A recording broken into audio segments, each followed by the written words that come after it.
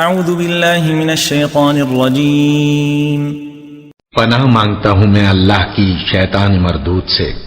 بسم اللہ الرحمن الرحیم شروع اللہ کا نام لے کر جو بڑا مہربان نہایت رحم والا ہے۔ الحمد للہ الذی خلق السماوات والارض وجعل الظلمات والنور ثم الذین کفروا بربهم يعدلون۔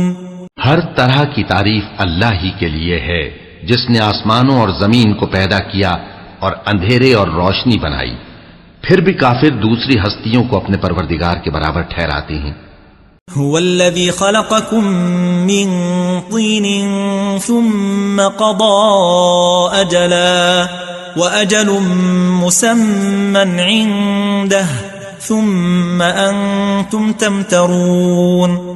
وہی تو ہے جس نے تم کو مٹی سے پیدا کیا، پھر مرنے کا ایک وقت مقرر کر دیا اور ایک مدت اس کے ہاں اور مقرر ہے، پھر بھی تمہیں کافروں اس بارے میں شک کرتے ہو۔